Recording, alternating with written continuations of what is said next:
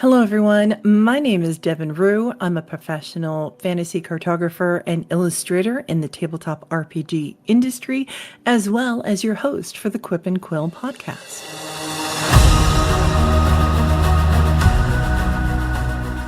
My name's Jo. I go by Art of Joenni on Twitter and Instagram, and I am primarily an artist and character designer. And what do you do as a day job? I am a programming specialist at our local library. So I, take care of a lot of the sort of social programs we have for the people in our area. I have been reading your name as Art of Joenni. Yeah, it's text. Yeah. No, I didn't even think to pronounce it with a double N, and that's funny. Anyhow. So, tell us how people will know you the most. There'd be a few projects. One of the things I worked on was the Bisu Lovely Jewelry Kickstarter. They did an RPG themed line, so it had lots of different kind of D&D related fantasy classes, and so I did some of the insert artwork for that Kickstarter. And then a couple character designs I've had. I had a Fey Tiefling that I did that seemed to be pretty popular with people, and there is a porcelain warforge that I designed that seemed to spawn a small army of fellow warforged with the same patterns, and I'm hoping maybe we'll take over the world with them one day. Nice. When I do the video for the podcast, we'll have that art up because that sounds amazing. So before we started recording, we were talking about playing D&D and an endless amount of other stuff along with it. So you DM, and you've been DMing for 2-ish years now? Yeah, I think we'll be coming up on 2.5 soonish. Yeah, something like that. It flew by, so sometimes I forget. Right. How long have you been playing D&D? I think oh goodness, I have lost all sense of time since about 2020. That would be 6 to 7 years, I think. I normally was DM'd by my partner, and at some point they were a little tired of not getting to play, and so I said, well, how about I give it a try? And I really, really love it. I like to play sometimes, but I don't think I could not DM. Right. I absolutely love being a DM. It's one of my favorite things. And I do like occasionally being a player, but I have found that I am super picky about the tables that I want to play at. Yeah. And part of it is probably because as a DM, I am so opinionated.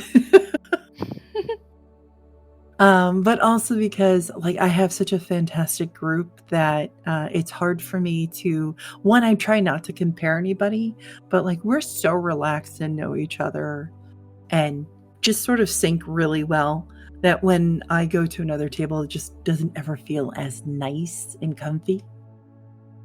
I can understand that.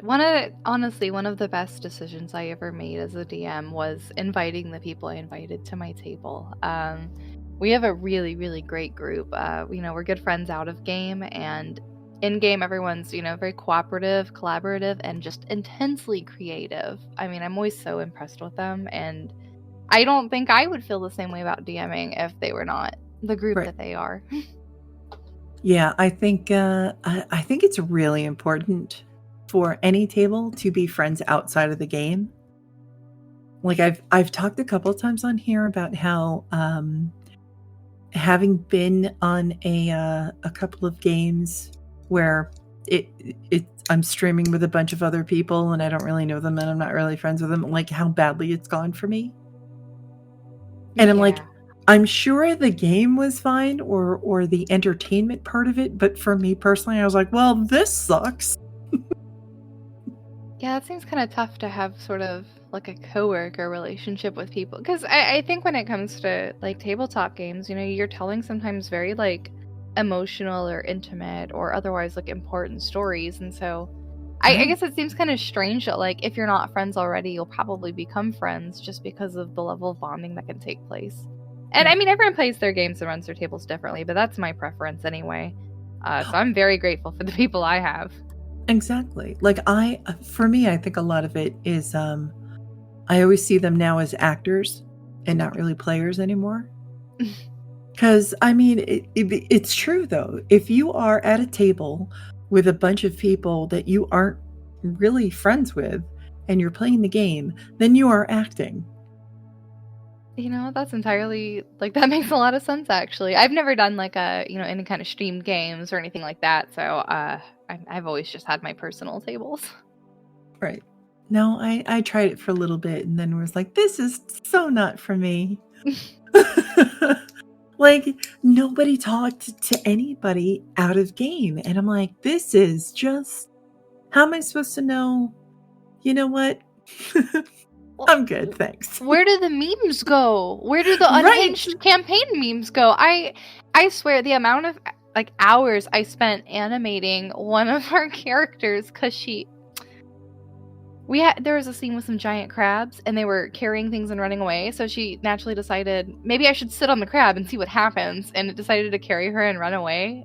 And I don't know, she was like there was a whole thing where she was like tied to something and spinning around like crazy, and I ended up spending like 6 hours animating something about that. I was like, I can't do that level of art and have the level of dedication for someone I don't even speak to out of game. Absolutely not. I'm supposed to know what jokes I can and can't make in game. Like, I want to be not only respectful of players and characters and everything else, but I want to have fun with it. So I'm like,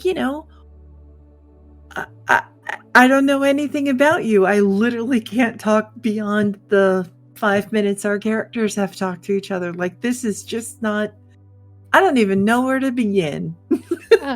I have to be in a group where we have like an active like memes and joke channel, because the amount of times I see like silly Twitter posts and I start putting like images of the characters on top of them, like painstakingly editing on my phone. Right. Just like, no, this is perfect. This is how I'm going to spend my time. This is what your taxes go towards, everybody.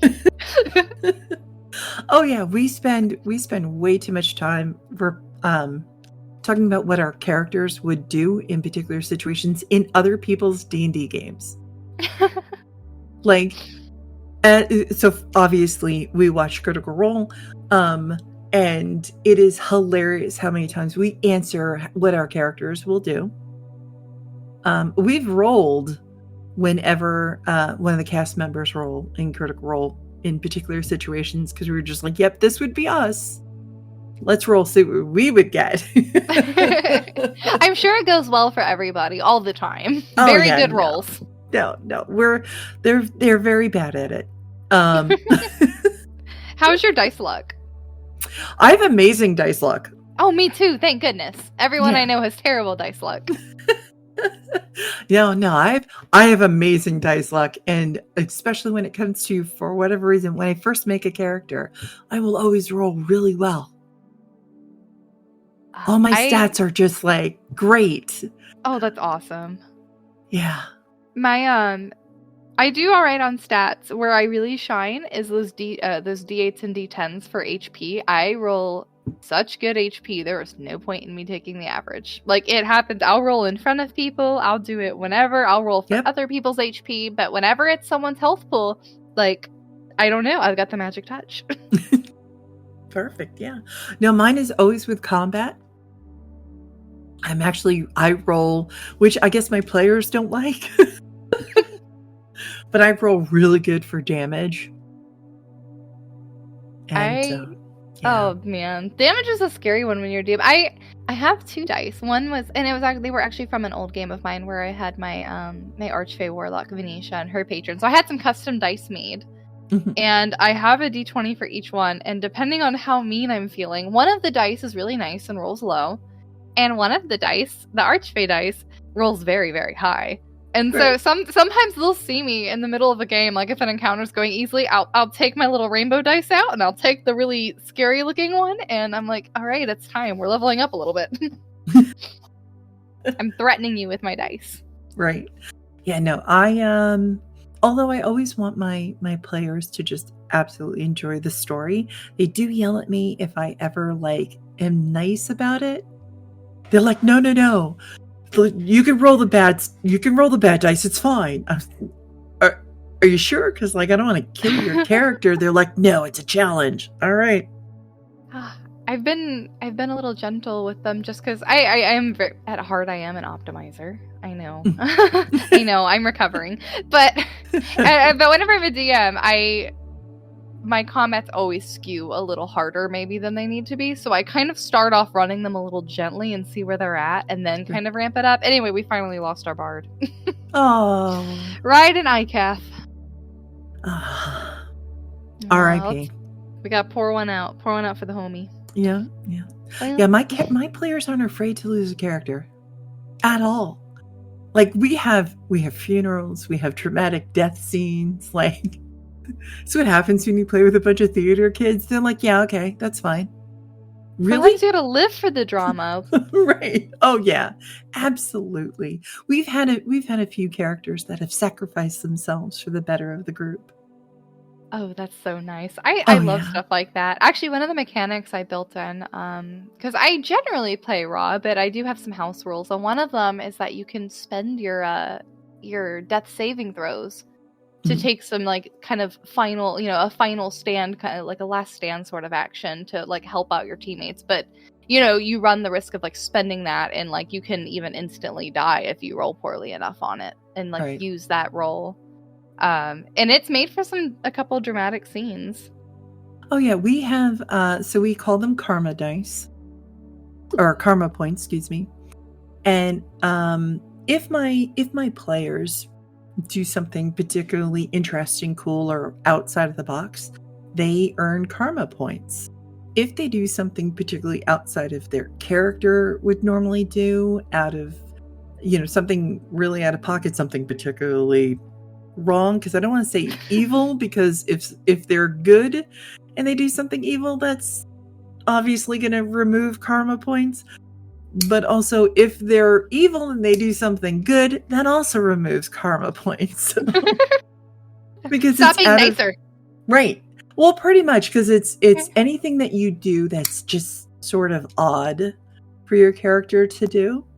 And sometimes, everyone does it.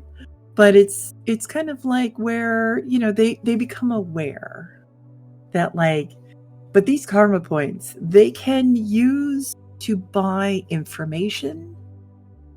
They can use to buy health points. They can use to buy anything in the game. Knowledge, death saves, you name it. But it is a very precious commodity. And, that sounds awesome. Oh, it's one of my favorite mechanics that we ever developed for the game, because so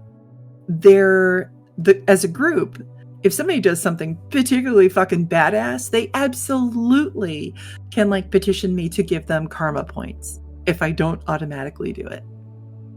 If you role play really well, same thing. I love to reward them. But I also love to make sure that they know oh, you accidentally had, killed a civilian with that. Guess what? So there's times where they become very aware of everything that they do because of those karma points, because they've saved them numerous times from dying completely. Sort of, but they have tried to grant their karma points to each other. Oh, that's sweet. I love letting them players, because I just play with the typical inspiration. But I do have some expanded homebrew uses for inspiration. Some of them are just different things you can buy with them. But I like your karma points because it really does play into the character. It really is. I love when they share with each other. Well, I felt bad that only bards could really grant inspiration. So I made it so any of my players, any of their characters can learn an instrument or learn to sing or whatever. And they get to learn one song really well, and they can choose what type of music they play, whether it's inspirational, soothing, whatever. And each of these songs will have an effect on the group if they play it. But because they're not a bard, it's pretty much only the one. And I allow them to like read books to learn spells that are outside of their class, if it makes sense. But they had to spend like quite a lot of time actually in game reading it or learning it. And so we have like all these really neat rules. So we're not stuck only what is ever in a class, because we started playing with second edition. Oh my goodness. Yeah.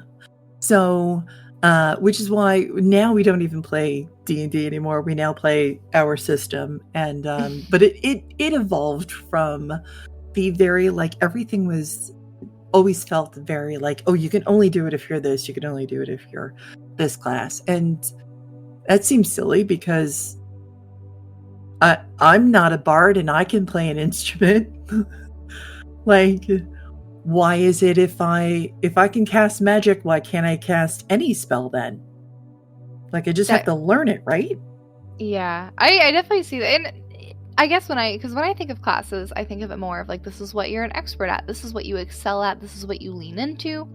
Yeah. And when you're traveling for long periods of time and you're forming those close bonds, you know, like I almost think it's natural to start like rubbing some of those skills off and like learning some different, you know, like right now we have my party's found out how important sign language is in my world, and only a couple of characters know it. So now they're all like, oh my gosh, we have to, we need to start having lessons. We need to start learning. Like, please teach me. And I'm like, absolutely, you can learn that. Like, if you're traveling with these people with these really special skills, of course you can pick up a little bit. Like, there's no reason. I don't see any reason why not. Yeah, same here. It's just that, you know, when you first start playing or anyone else joins your group and they're like, wait a minute, what do you mean a bard can play a soothing song and we all have extra healing? Or, you know, or a non-bard, excuse me. And I'm like, yeah, they learned how to play an instrument. Like, you don't have to be a bard for that. You know? And so we just have things to make it more versatile, and because I have a lovely druid who loves to sing, and it just seemed a shame not to allow her to have some kind of soothing capability or effect on the group. So we changed it. I mean, as one should. I love creating either custom items or feats sometimes that sort of reflect where characters are in the story, you know, what it is they've been focused on, you know, what's happened to them, who they're with, you know, just giving them some different little abilities. And they're not usually super strong or anything, but they give them that kind of little bit of versatility. I really like kind of flexibility in games. Oh yeah, same here. And again, it's one of the reasons why we're like, oh, we're just going to make sort of our own system, which I definitely want to sit down, write everything out, because the amount of people that have asked me about it, and I've published like bits and pieces, like on my Patreon, I talk about, you know, I have an article for karma points or how to, you know, play instruments or sing or whatever as a non-bard character. And so I have bits and pieces of it, but not the actual system itself, which is a percentile die, not a D20. Mm-hmm. So, I also will end up asking some people to play test it, because I know it works great for my group, but also because I'm the DM. So if something doesn't quite work, I can easily fix it. I just don't know how well it would work for other people. So, but I have a tarot card deck to do first, and then amongst many projects. Oh yeah. It's honestly, I haven't been working on art or at least not like public facing projects for a little while now, just due to many factors. But I have kept busy at the very least. I did pick up a mentorship, which I'm very excited about. For what? For art. Okay. Yeah, no, I just have there's an artist I really admire, Silise, and so I've kind of taken like a one-on-one mentorship, and nice. I'm kind of using this time on a hiatus to sort of figure out what direction I want to go with my art, you know, really get some like, you know, professional eyes on it, you know, get some advice, get assignments to work on. I'm back to doing homework. It's kind of nice to not have to worry about like putting things on social media, you know, just worry about the day job. Yeah. Do you mind if we talk a little bit about the mentorship and also possibly your hiatus? Absolutely, yeah. So, what I for anyone who's listening, the whole 5 people, I'm sure. So I've talked about mentorship before, and I think that a lot of people have a kind of an unusual idea or a misconception of what it is. So how do you explain, or how would you describe your mentorship before I go on a tangent about something and fuck up that description? In this case, it's, because I mean, obviously I've done some professional work before, I'm not like a complete student or, a novice to Right. art. But, partnering up with somebody who is, has been just doing this a really long time, very strong and consistent, and she sort of watches what I do first. I start to make these things that I'm, passionate about, caring about, and, she might be able to give me advice on how to move these pieces forward. She might do some overpainting, redlining, and then we also have a lot of discussions on, like, where do you get stuck? Where are you having problems with your art? What is it that you dream of doing? We talk about like the professional aspects, social media aspects. It really is like all encompassing, and it is very tailored to like my personal goals and it's really helping me figure out what I want to do and what steps I need to get there from somebody who's already done it. Right.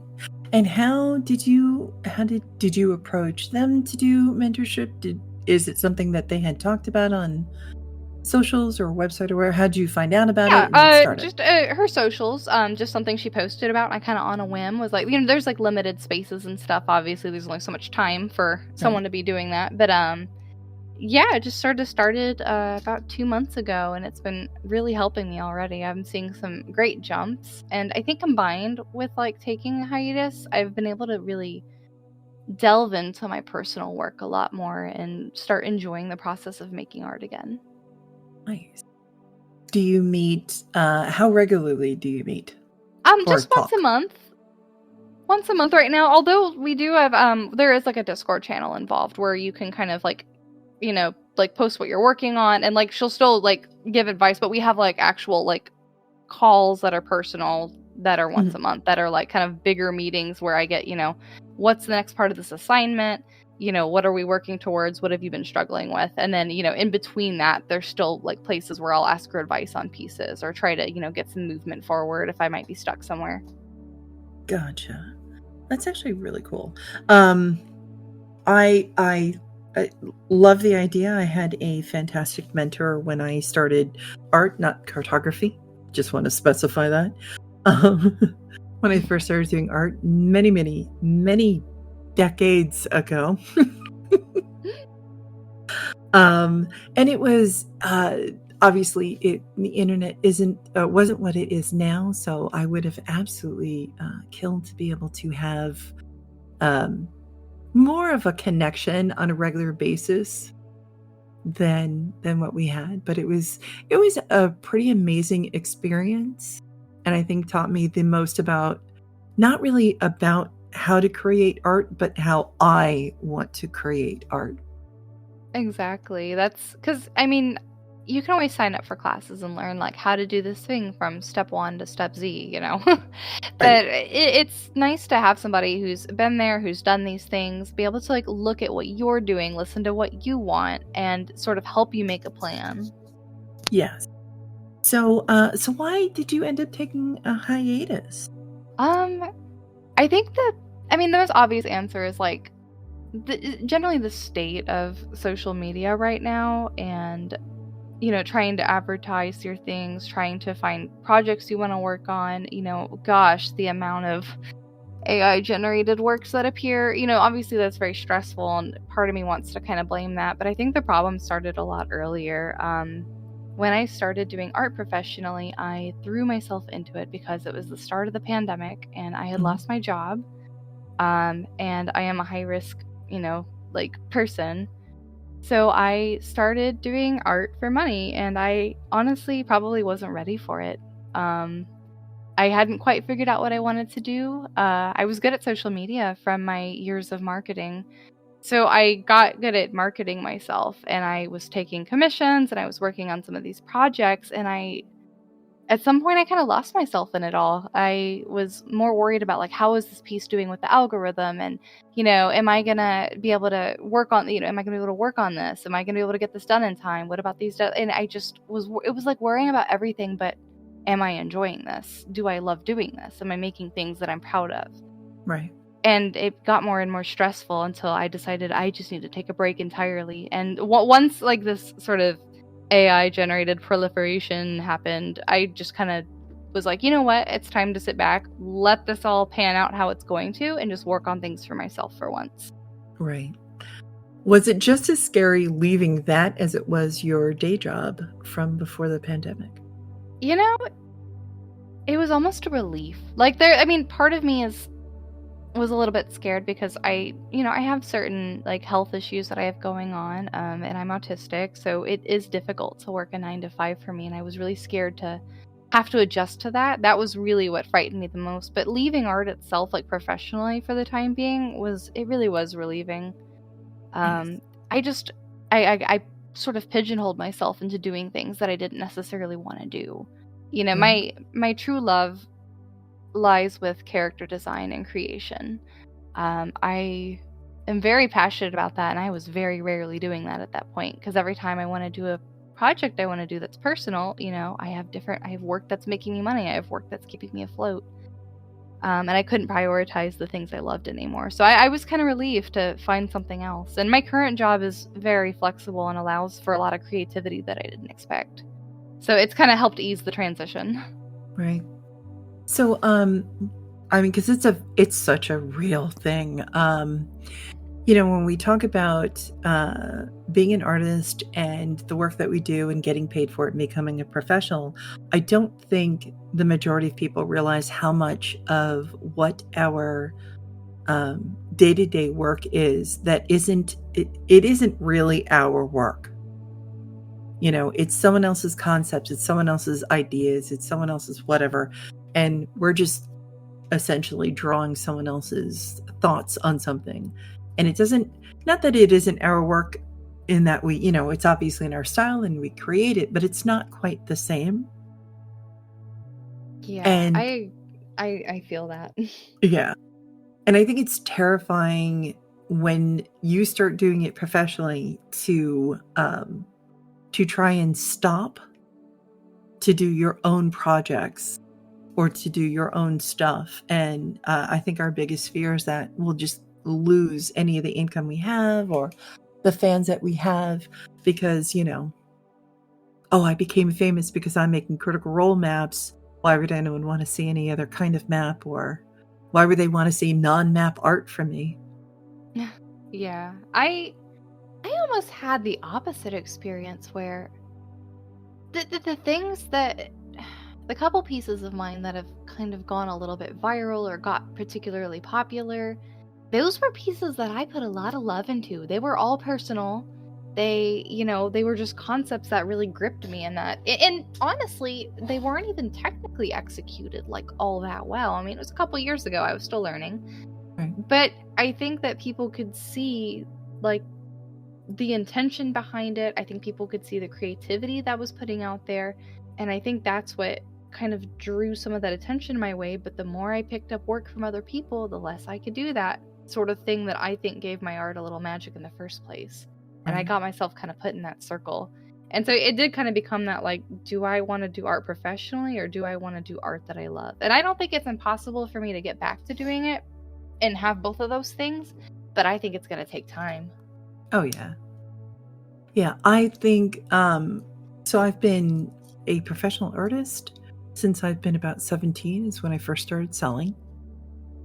And back then it was all art that I wanted to do, that I wanted to create, and I absolutely loved it, but I never did it like full time. And then one, because I didn't want to do it full time. I watched so many people get absolutely burnt out in the art scene that I was in when I was in my early 20s. And then life had entirely different plans for me. It had a whole career and everything else that I love to do that was so great for how technical my brain works. And then, again, me also being immune compromised, and I started having a really hard time traveling and being around people. And so I started trying to transition into something where I was doing it from work from home, and immediately fell back into doing art. And before I ever started, had my name put on Critical Role, put on blast, I was doing fantastic and was already making a name for myself. So I loved what I was doing. I just wasn't expecting it to be, not that I think that I get a lot of pushback when I make non-map art, but it is hilarious how many people that are like, wait, do you make maps? Yes. I also make other art, but as a matter of fact, the majority of my art career has not been maps, but this has only been 10 years, I think. I don't even remember how long I've been doing this. This feels like forever. Oh my gosh. I think it's been 10 years. Yeah, it is kind of crazy how, like, you just, I mean, similar thing happened. It's like got laid off, COVID was kicking up. I was like, well, I better sit my ass at home. And then suddenly art. Right. And I was posting a little bit before that, but I wasn't like taking commissions. I wasn't working on projects with anybody. And I was like, oh, I better get it together, and because I need to pay rent. Right. It just became this and I think starting from that place of stress was probably not the best foot to get off of. Right. Oh yeah. We, so my wife and I had gotten together and we were traveling a lot. So, me having a regular job for what I used to do just wasn't going to work. Because, you need constant internet for all the remote work that I was doing. Yeah. And we wouldn't be able to travel. So we decided we wouldn't do that. And I was like, all right, that's okay. I'll go back to doing artwork, and see where kind of life takes me. And then my wife suggested I get into pyrography, which is wood burning. Yeah. And I was like, why on earth are you giving a partially blind person a very hot implement to draw with? And she's like, I don't know. I just think that you would do really well with it. And she was right. I absolutely loved it. And I haven't been able to get back to doing any of that in years. It's just an interesting way to draw. Super fun. Oh, it really is. It's one of the few, so, I've done acrylic painting, I've done oil paintings, I've done sculpting, because I'm one of those people, I just want to learn every form of art imaginable, When I first started making maps, I was using Copic markers. Everything was on paper and with ink, and I've done watercolors, and when I first started doing art, it was Japanese calligraphy paintings, which is my very first love. And so it was just like another way to do it. And it was so fascinating to me learning how to, because, up until this point, most of the things that you kind of try a new hand at, you're maybe not that bad, but it was like learning to draw all over again. Oh yeah. I definitely have a workspace that reflects something similar. I have, oh my goodness, it's just, I've got markers in one drawer, I've got watercolors in the next one. I really enjoy, I think acrylic is the one I stuck with, and I don't do a lot of traditional painting as much now, but right. Interestingly, my very admin heavy job with the library has allowed for me to get back into acrylic painting and more physical or traditional drawing. Kind of some unexpected bursts of creativity that have been very soothing to someone who's been doing the same sort of work for a long time. Yeah, we just moved again in October, and we're waiting for spring to paint and everything else, and then I'll be able to set up my workstation a little bit better. But I love doing miniature houses, which is the one thing that most of my most of the people that follow me would be like, what? But I love doing miniatures, so I spend a ridiculous amount of time doing it. It's a very it's not at all my day job, and I think I love it because of that. I can definitely, yeah, I feel like you always need to have a little bit of some sort of hobby or activity where it's not your primary activity, it's not your money maker, it's not Right. what you need to put on social media, just something for you. I think sometimes, I mean, at least I've noticed this where, you pick up a hobby and it's instantly, you should sell that. Will you sell that for me? Will you do it? It's like, it's very easy to take a hobby that you love, that you're kind of all right at, and then just try to push it into something that'll kind of make you money. It's kind of that like grind mindset. Immediately. Everybody does it. Like, so I started doing it, and I was sharing like bits and pieces because I'm building a haunted house right now. Oh, and that's so cool. Thank you. I immediately had a bunch of people like, can you make tutorials?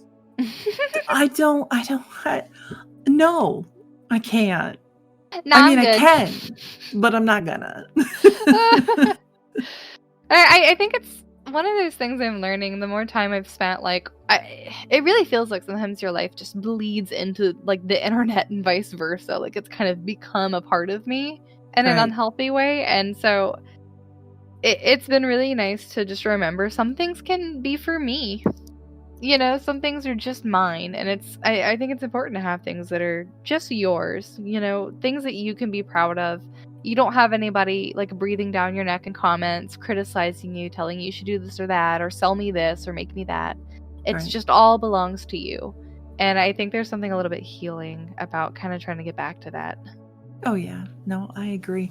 I think I think one of the things that cracked me up is, so I was talking to a friend of mine, and we were talking about how, immediately when you put something on the internet, there's a bunch of people like, can you sell me it? Can you make me one? I'll pay for it. Can you make tutorials? Can you like immediately want to monetize it? And they were joking and was like, oh yeah, I wonder how bad that is. People want to throw money at you. I was like, imagine getting up, making up a cup of coffee, and then a bunch of people just burst into your house and go, can you make me a cup? You suddenly become a barista in your own kitchen. Yeah, pretty accurate, honestly. Right. Oh. I was like, that is exactly what it feels like, by the way. Yeah, just like, you go out trying to like, garden, and someone's just like, hey, will you sell me those herbs? Will you give me your plants? Will you show me how to do it? Right? Will you show me how to transplant that? Like, can I pay to come to my house and take care of my garden? Get out of my yard, please. Right. Like I know I have windows on my house, but that doesn't mean you have to be standing outside of it begging for a cup of coffee or whatever. And people don't realize, like, when you do a lot of like digital and like content creation, when you're doing a lot of art that gets posted, when you're having to rely on social media algorithms to make a living, it's just, you're inundated with that constantly. And that's such a fresh experience, I think, in the terms of like how long humans have been around. Like, I don't think we all really understand how to grapple with that. No.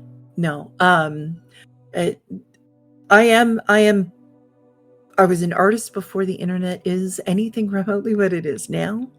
I was talking about on another episode how I used to, all of my paintings had to have professional photography done of them, and then developed, and then put in a portfolio. And I dragged that fucking portfolio from place to place to place to get galleries to look at it, in order to even get an agent at one point. And then they took over my portfolio, schlepping all over the place. It was, at that point, it was so much legwork. And then the internet comes along, and all of us are posting our stuff as much as possible. And then all of our art gets stolen, and then you're like, okay, got to put a watermark on it. Then everyone complains about the watermark, and then it just goes and goes. Right. And then we kind of get to where we are now, where granted, I saw a comment on someone's post where they were complaining also about the algorithm, and they're like, oh, well, you're using a site for free. What do you expect? Hey, what I expect is that the people who follow me can actually see my posts. Like, that's all. I expect a site to be vaguely functional and have a baseline of like operation. But I know kind of wild to ask for in this day and age. Right? Like how absolute, oh geez, no, not that. Anything but like somewhat doing what it said it would. You know? No functioning here. No functioning. Only Right. money and advertisements. That's it. Right. You know, like the people who follow me should be able to see my posts. Like that's all I'm asking. Because sometimes, I mean, you'll make something and it's like if it's the wrong time of day, if it has the wrong content, if you have a link attached to it, if someone, you know, not enough people commented on it in a certain span of time, suddenly it's like you could have 80 million followers and you'll get like 20 people who see it. Oh, yeah. It's like, all right, cool. I have a couple of friends that are in marketing, and I love to share my statistics and everything else with them because it's just so fascinating. And plus, they also are great with helping me try and understand particular things. I think it's great because I understand it, but apparently don't heed any of it. Yeah, my degree was in digital advertising, and I spent my first few years doing just different. I've done everything from graphic design, social media, because you know the typical marketing culture. We have to wear many hats. So I was doing that. I was doing a lot of analytics. That's what I enjoyed most in marketing, is the analytics portion. Yes. So I did and I think that's why I saw some success, because honestly, my art when I first started, it wasn't that great. It was all right. I mean, it was decent enough, but it wasn't anything super special. But I was pretty good at knowing when to post things and knowing how and what with, and keeping it topical. And so now seeing the way it peters out, I'm like, whew, no experience and degree in the world will get me out of this mess. So why didn't you go into marketing? Oh, I don't like it. I don't have a better answer for you. That was the best answer. I love that. Thank you.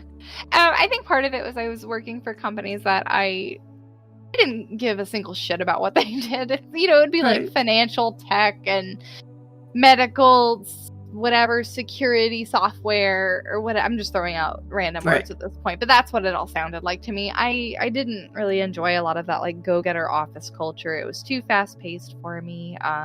I wasn't personally invested in anything. And actually, one of the things that got me in my current job was because part of the thing with library programs is community outreach, being able to market your programs, and I guess the marketing came in handy there. But it's a skill I can use to actually help the people in our community. I feel invested in it versus I'm marketing this silly software for this one company to go to another company.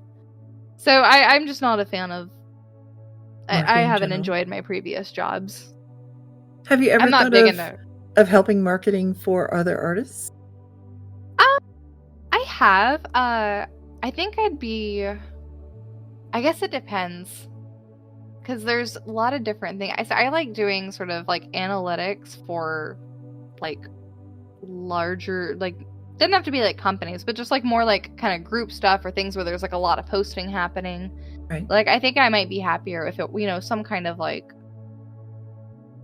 I don't know how you describe it. Like some sort of group, some sort of like artist coalition, some sort of content creation like hub, something like that would probably be a little more up my alley than like an individual sort of like contracting thing or consulting.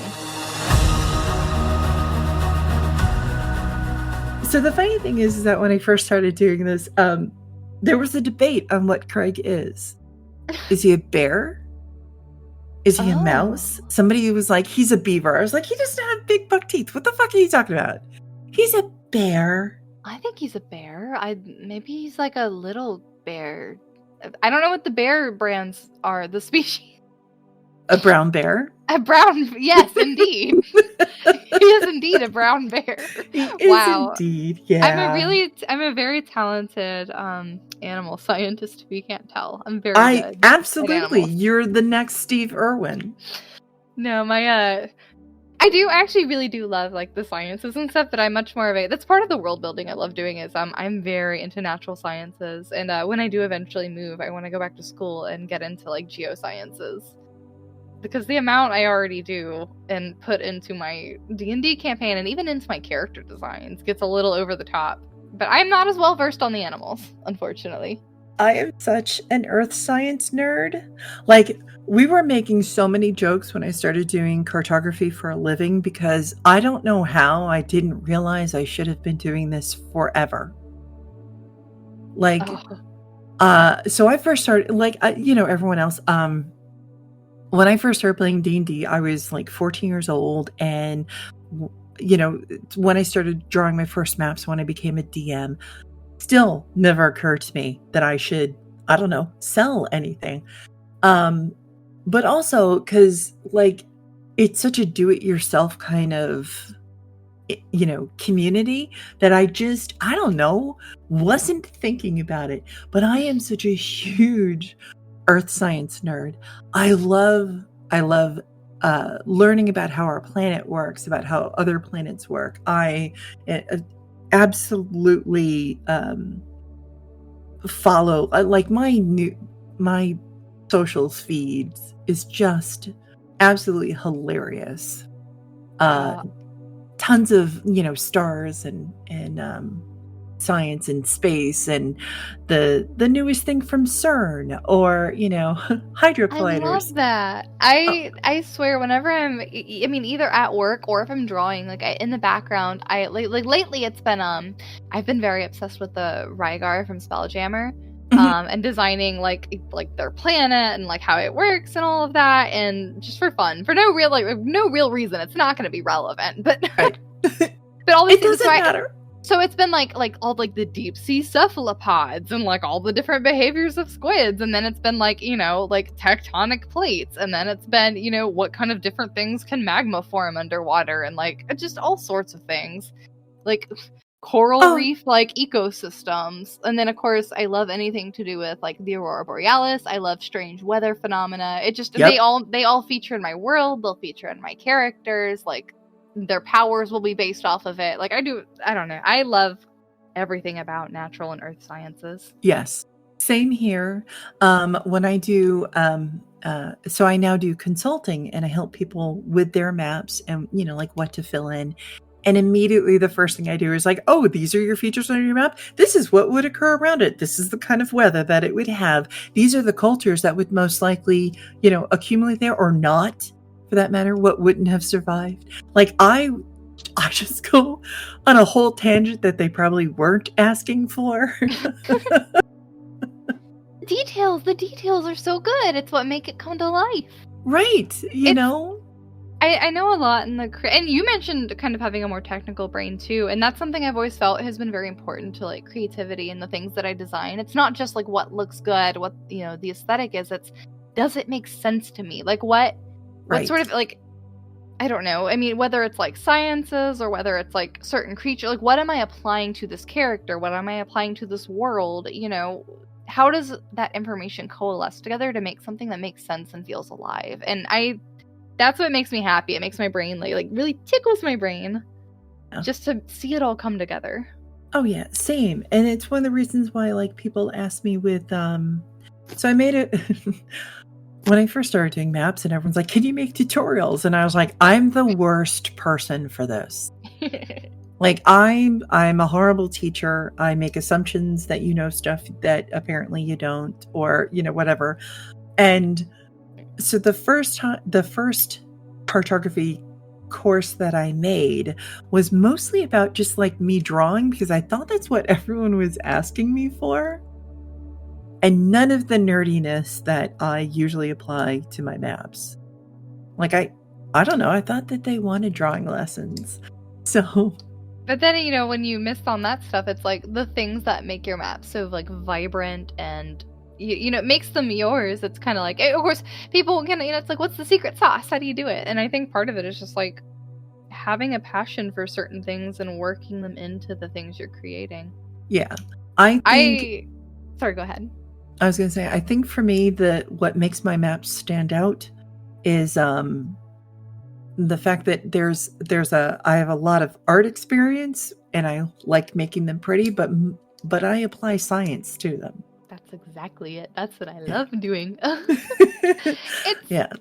There's something about like, I like things that are sort of, it doesn't have to be grounded in reality, but it needs to be grounded in logic for me. It needs to be reasonable. It should make sense, even if it's not what we see in like our real life.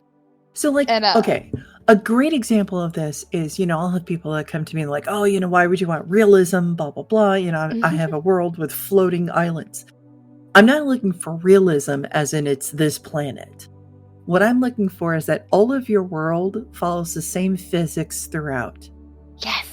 If you have floating islands or floating chunks of rock or whatever, if they're in a specific area, great. You better explain to me why that they can float there, but other parts of it aren't. Or why isn't everything everywhere floating? Like, I want to know the physics behind it, and I need you to apply it everywhere it's relevant in your world. Or else, as a player or as a reader, it absolutely breaks the story for me. It's not immersive to like randomly be in a place with no answer whatsoever. You just weigh 50 pounds lighter here. Okay, why? Yeah, it's, and if someone says like floating islands to me, my first thought is, okay, well, how did they get up there? Right. What could bring them down? Do they move with the rest of the world? Do other things move? What happens? Like, how does the weather impact it? Does it erode? How have the people living there? What are they gonna do? Right. So here's so many questions. Like, it's earth, it's ground, it's soil. So clearly it was at one point attached to the ground. Are there huge holes where they used to be? Because why would dirt just form in the sky? If that did happen, why? How did that even work? Why would it be shaped like a rock and not a sphere or a cylinder? Like, I would have way too many questions. And I'm like, I will put a floating island in there, but you know what? Like, you can be damn sure if my players ask me why that island is floating, they're going to know. There's going to be reasons. They can figure it out. They can go look up record. They can research it if they want to. Like, it's not, I need everything to have that sort of consistency, that kind of like logical grounding. It doesn't need to be reality, but it should make sense the way reality does. Right. Even if the people there don't understand how it's working, there should be something to understand. Right. And also, as a player, I would be like, okay, so wait a minute. So is like gravity reversed in these areas? Is it reversed because there's a particular mineral in this soil? If so, can I make armor out of that? I mean, I want these options for my players. I want them to be like, oh, wait a minute, we can mine these? Yeah. And we can make, this is how the first airships were made. Like, please, like ask. Right. And my players are great about that kind of thing. They will look at things and be like, well, can I do this with it? Can I do that with it? And I'm like, if I would be so up shit creek if I didn't have answers for them. Right. They keep me on my toes. I very much appreciate it. Yeah, exactly. So that's how I end up going on 16-hour trips into YouTube for all kinds of documentaries, because I'm like, I need to figure out how this might possibly work. Right. Oh, well, that's one of the reasons why I started. I was like, you know what? I will open up my consulting, because I get such great and interesting questions about maps. And unfortunately, people will always ask me on social media where I'm like limited in character, how many characters I can answer in and how much time I have. Listen, I have consulting now. I think that, what was I going to say? It was, I had a whole thing I was going to say and I forgot. I'm sorry. No, you're good. I was thinking too much about oceans. Oh, but I was gonna say that's something I try to apply with my character design too. Because obviously we can all go the route of putting a lot of belts on our characters. Right. I'm not against some really good belts, some very inconveniently placed ones. They look cool. But when I design a character, everything should make sense about them. Like, what color palette do they have going on? What's their build like? What fabrics are they wearing? What patterns? Why are they wearing them? What sort of powers do they have? How does that manifest itself? Where does their magic come from? And I think my dream art job would be just somebody handing me a world or a location or a scenario, a set of parameters that have nothing to do with the character, and say, make a character for this, make characters for this. And that would be it for me. Let me tell you, I might have a project for you. I don't know if I have the money for it, but I might have a project for you. It's so much fun to I love a set of just good old bookend parameters. You work in these lines and I will make something that you probably didn't expect from it. And that's one of the fun challenges of art, I think, rather than just, I want this person with this hair color and this style, like, do that for me. And, you know, one of those brings me so much more, like, joy in life than the other. Which do you prefer, being given absolute freedom, make whatever you want with, like, very little detail? Or, like, here's exactly what I think my character looks like, can you draw it? Absolutely. So I prefer the former, with the caveat that it doesn't have to be physical information, but I would prefer someone say, you know, make this character, but this is kind of the role I expect them to play. This might be where they're from. This might be the type of magic they use. Things like that get me thinking, why do they, you know, why does this character look this way? Why do they act this way? You know, it gets me thinking, it gets me excited, and having that kind of freedom is more what I enjoy, rather than, you know, just kind of having to put down whatever someone's asking me to, you know, color for color. Yeah, I'm kind of the opposite, but only when it comes to doing maps. My other art, I'm like, yeah, give me all the freedom in the world. But when it comes to maps, I can't. One, because I end up with turning around and saying, make me a city map. That's great. What is the purpose? Like, I don't want to be mean. Just use a map I've already made then. Like, don't just tell me, oh, I just want a map because you made it. That's awesome. I've made several maps. Use one of those. Like, the other thing is like, everything tells a story for me, and maps especially. So I'm like, no. What is the story? Give me the story. Don't hand me a novel and tell me to cipher a map out of it. I mean, tell me about your world. What is it like? What would I build? You know? Yeah, like that's what I really like. I like to know, like, the actual character going on, and you know, you could give me all kinds of, like, sort of outside information of, like, where, you know, like, where are they from? What are they? What kind of, like, focuses do they have? What is, you know, what sort of culture are they from? What are they about? And that to me, like, that's how I build my most unique designs, I think, is by thinking of all those questions and fleshing them out before they even have an appearance to work with. Right. Yeah, see, I have had people design characters for me, and then I'm just like, draw a character for me, and I will play it. Whatever you draw. See, that sounds so fun. I love stuff like that where it's just like, give me one or two things. Like, and I've done stuff like that once or twice, like some commissions like that, where it's just literally, give me 2 or 3 little things. The rest is up to me, but I promise you'll love it. Same.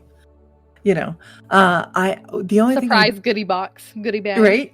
Oh, and that, I mean, same thing with my maps. I'm like, oh, you know, just give me what you absolutely need on the map, and I'll fill the rest in. We're fine. Everything else I'm good with.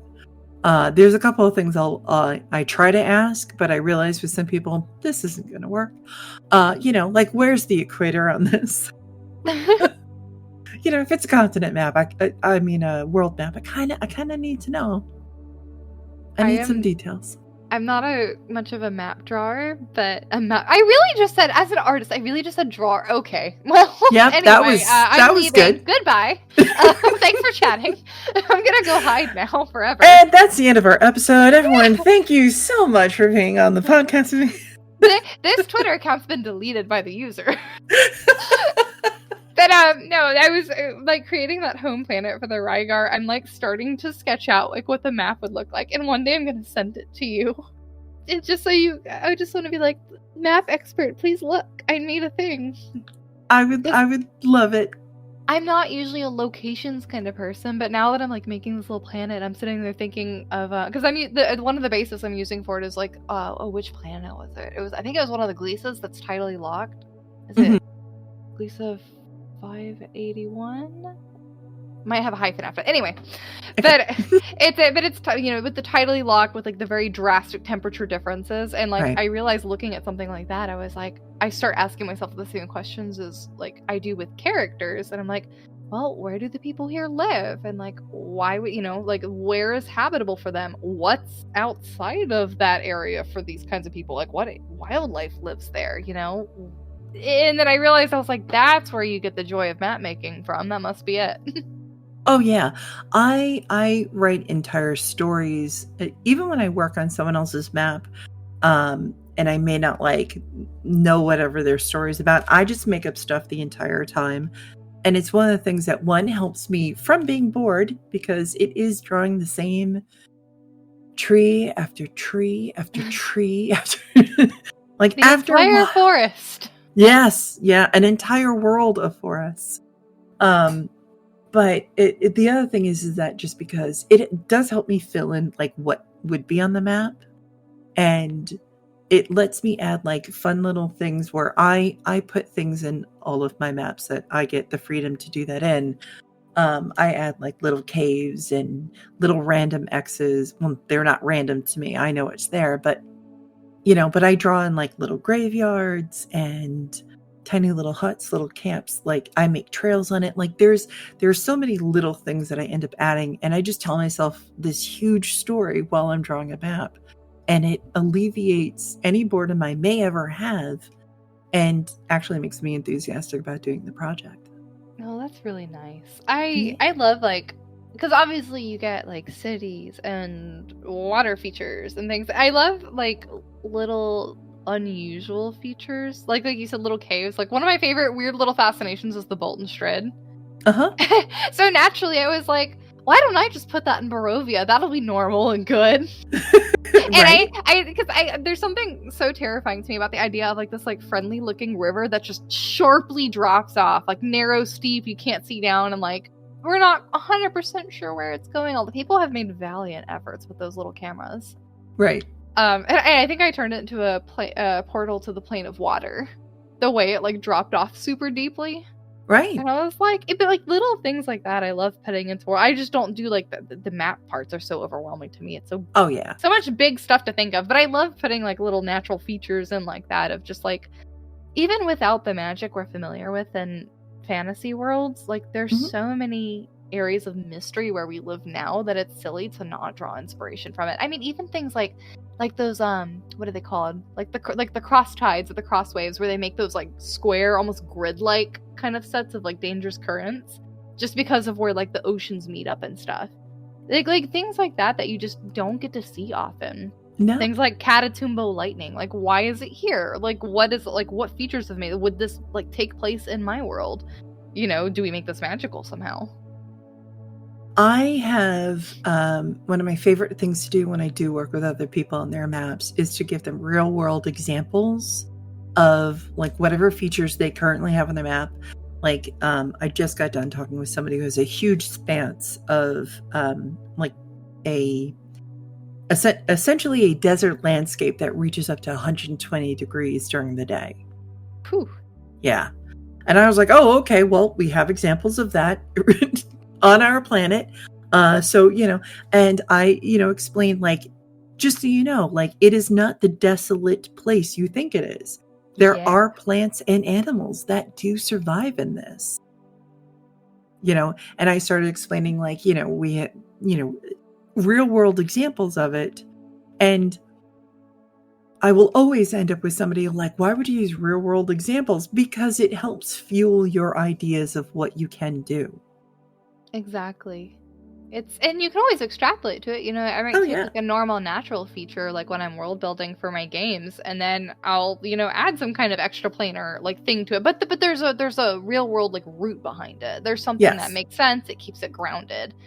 Well, the other thing is that so we don't have to use the infamous because magic as an answer for everything.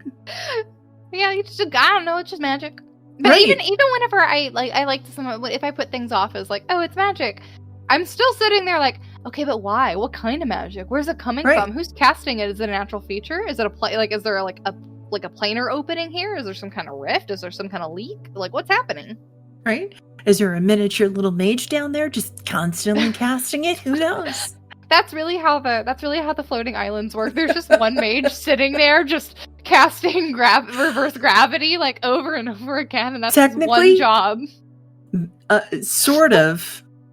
The floating islands in one of my world called Cortrium is because I believe a mage I don't remember if he was trying to impress somebody or not. I don't know. He went to cast a huge spell and had several other magic users with him to cast a particular spell in an area, and instead it had an unusual effect and caused the ground to rise up. And as long as any one of those mages are alive, it will stay that way. Oh, that's gonna suck if something happens to him. It is, isn't it? Bye, everybody. Yep. It's not a huge piece of land, but it is way up there, so it's gonna have some impact when it lands. Oh, that's funny. There's something I love about very, very human motivations for very larger than life incident. Like, I'm gonna cast this crazy spell that just undoes a bunch of stuff or does all these crazy things. I just did it because I wanted to impress somebody. Like, I get it. I want to impress a pretty girl. I'm gonna cast the weirdest spells you've ever heard of. Like, oh yeah, he was trying desperately to, I believe, to impress somebody and prove his worth, and convinced all of these other magic users to help him in this plot. And it just kind of. Oh, that was it. I'm sorry. I now remember.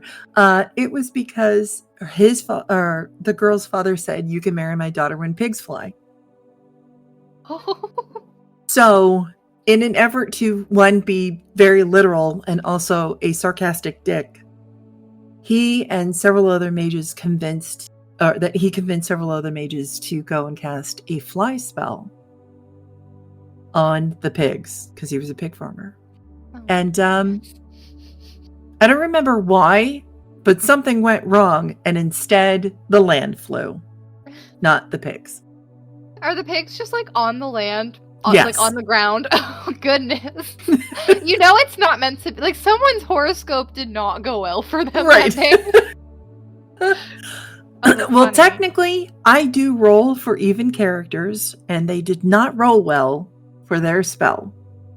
Oh, so I remembered thinking, like, okay, because I just love the idea of fate, right? Mm-hmm. So I was like, he goes through this whole thing, he sets the whole thing up. I'm like, just out of sheer curiosity, I'm going to roll a percentage dice. Let's see how well this does. It didn't roll well.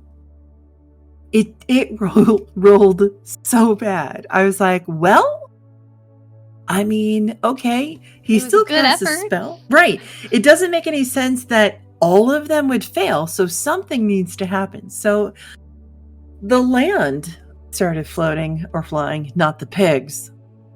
So was that person impressed? Were they suitably impressed or no?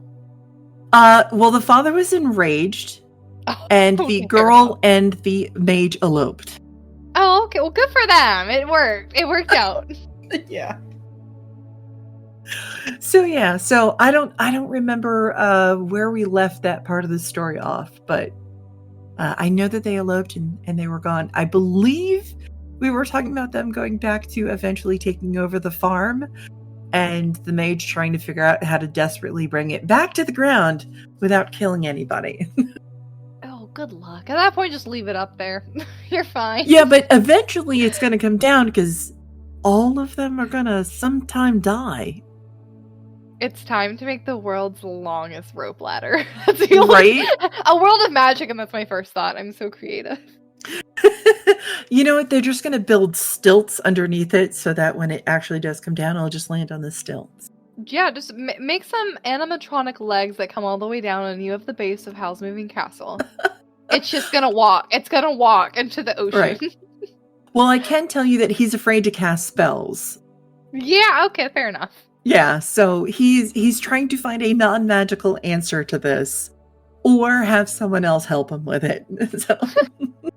Time to find the nearest artificer. But like that's what makes things like that so fun, is there are like whole stories about them, and like there's what happens afterwards. Like, where does this island go? Like, it just, everything should be able to connect, at least to me, in a way that makes sense. It like moves the story forward. It gives some depth to even the little things that exist in your world.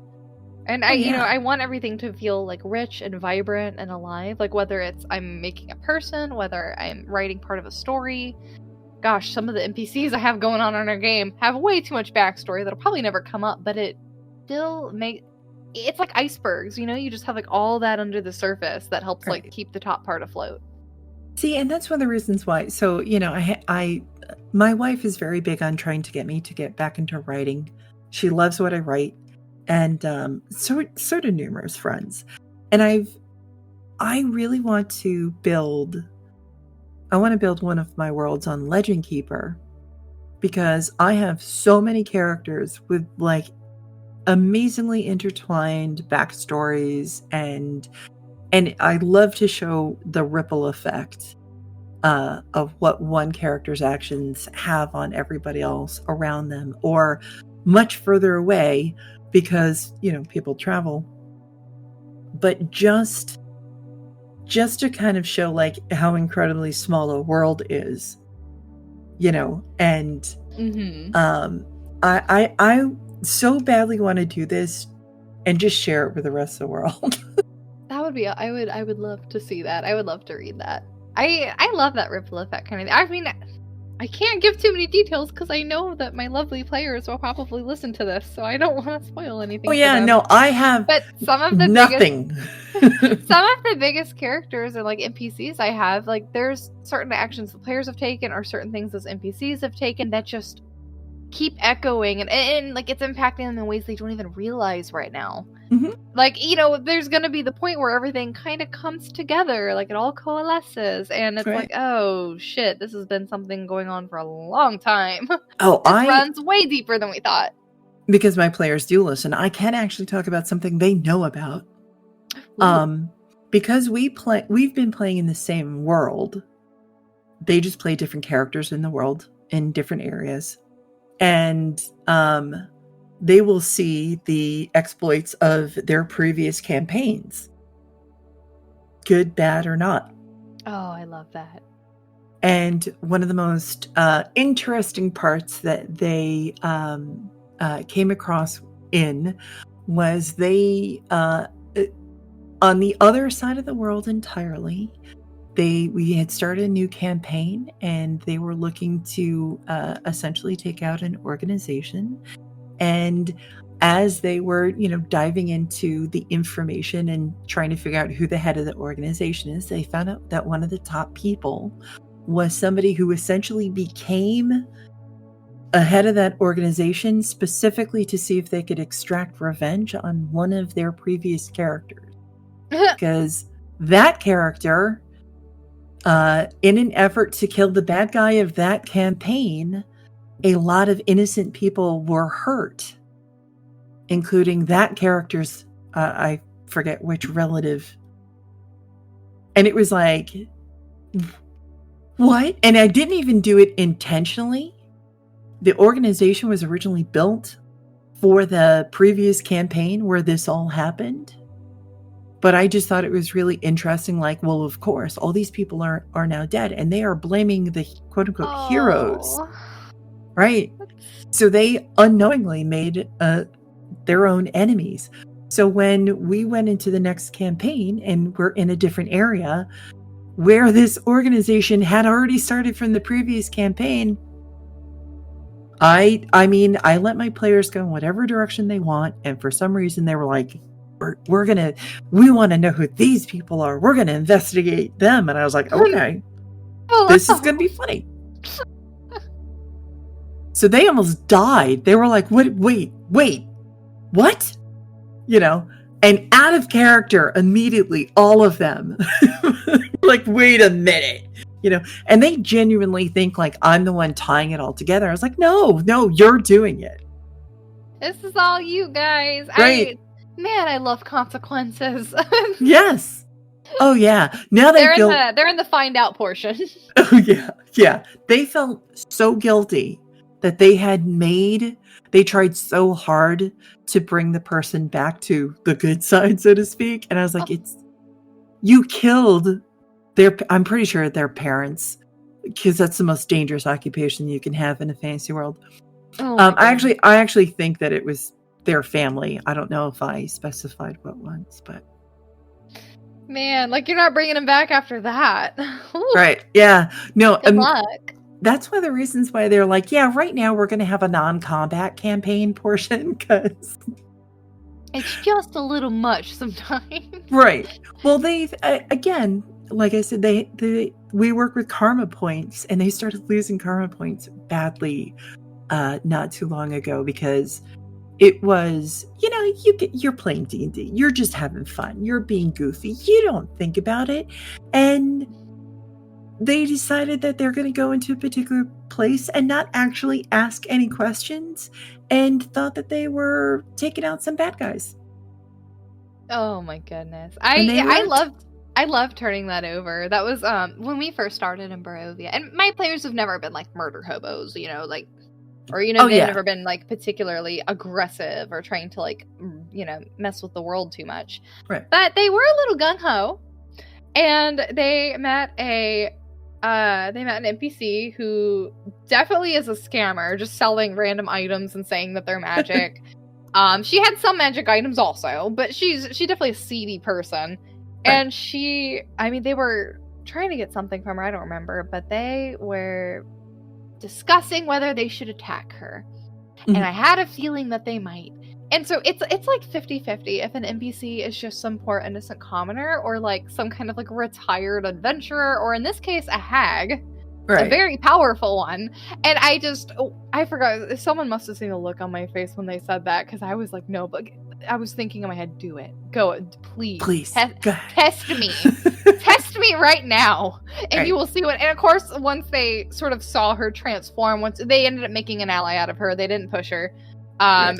Had a big battle later. Actually, I think it was against her. I ran a false Hydra in Barovia. Best place to stick one ever. And she just like had this like crazy hag form, and she's going around like detaching her jaw and like consuming people. And they were like, okay, well, we're really glad that we didn't mess with her when we were level 2. Right. I was like, man, your instinct saved you. Not my players. They're pretty reasonable. They're not murder hobos, but we are.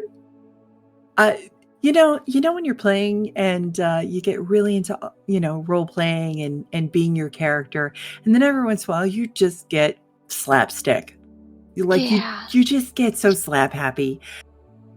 It was just one of those nights, but I love when they do, because they make the worst decisions, and it's glorious. Questionable ones with our bard. Like, we've been in ICATH. We've gone to yet another domain of dread. But we've had that there for a different player, and our bard is a very ascetic, not at all a traditional, like, I'm very like charismatic and like flirty and all of this stuff. That's not the kind of bard. If anything, he's playing a very like tightly wound, like, more introspective now. He's kind of like older. He's lived his life. He doesn't eat food with too much flavor because that's a little spicy for him. So he is not the kind of guy to like flirt or hit on anyone. And anyway, so he tried to flirt with the wrong person to get him out of a bad situation and got instantly killed for his troubles. It was a rough one.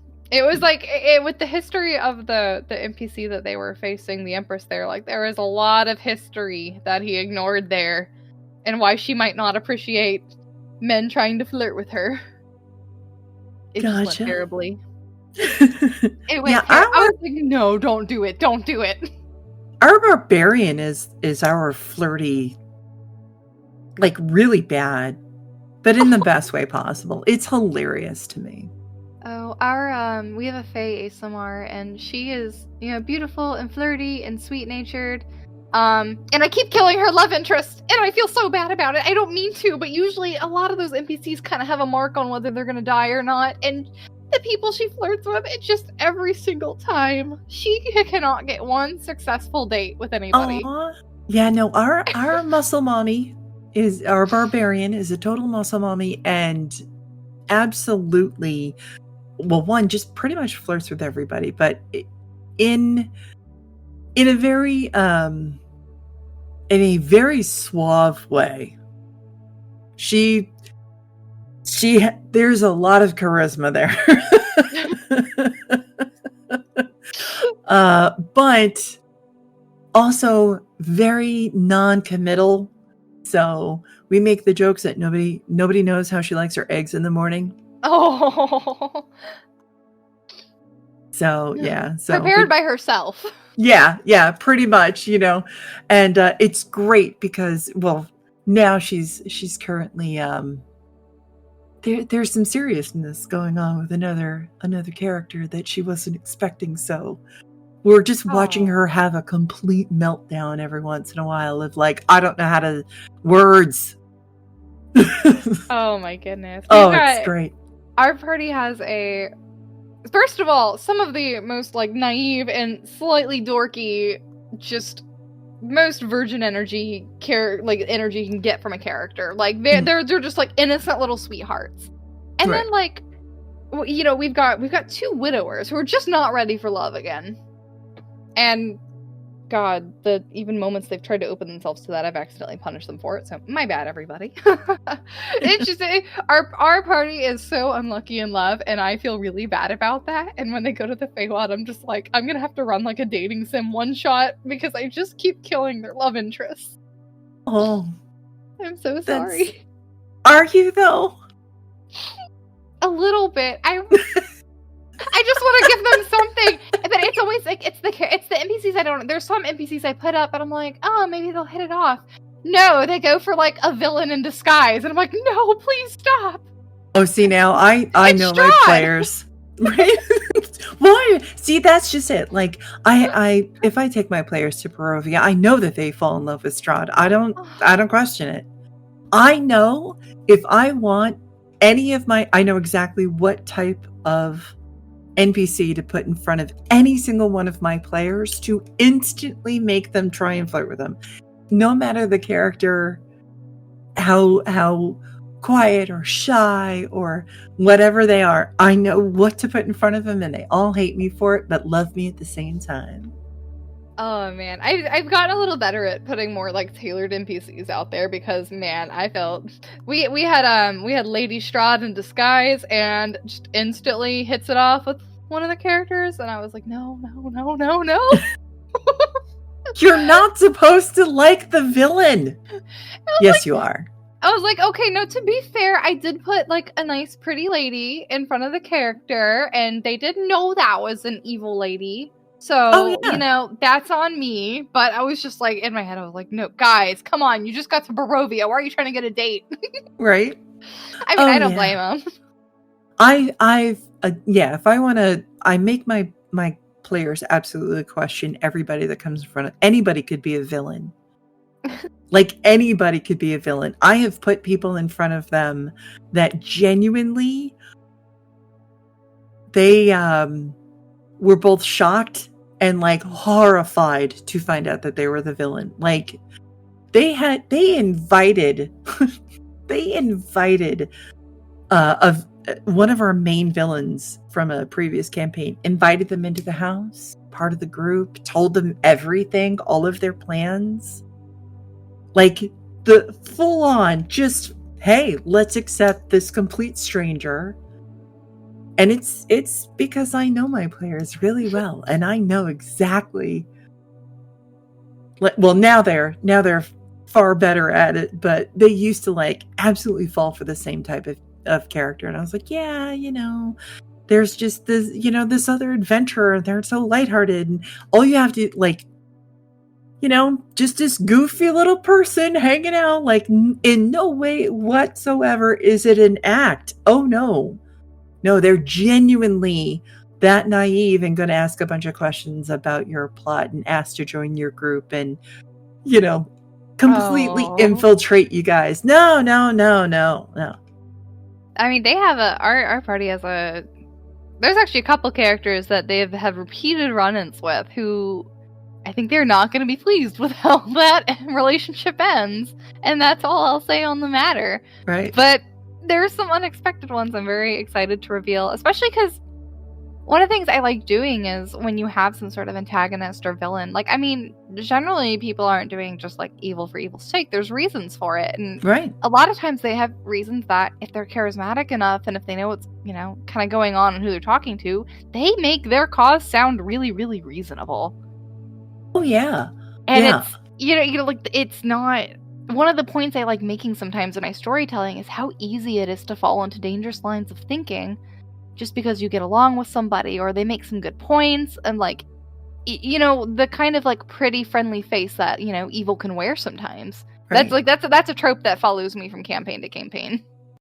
Mine, one of my favorite NPCs that I ever made, which originally when I created the NPC, I didn't intend for them to be the villain, but almost immediately I knew that they would turn into it, just simply because they were, you know, it's so easy to be, when you're down and out and you feel like you have nobody, to have somebody else accept you, want to bring you in, take care of you, like all the things that we want our parents and our families and whatever to do for us. When we don't have that, to have somebody do that for us is like, oh my God, you know, like I'll die for you. I'll die for you. Yeah, it's, you know, I've been watching a ton of like cult documentaries. I am very, very, like, that's one of my special interests now. It's just like, you know, how cults come to be, how they manipulate people, bring them, and so like, it's like, wait, I was just watching one last night, and like, it really brings up that just people want so badly to be accepted and to be seen and to get the things they may have been missing,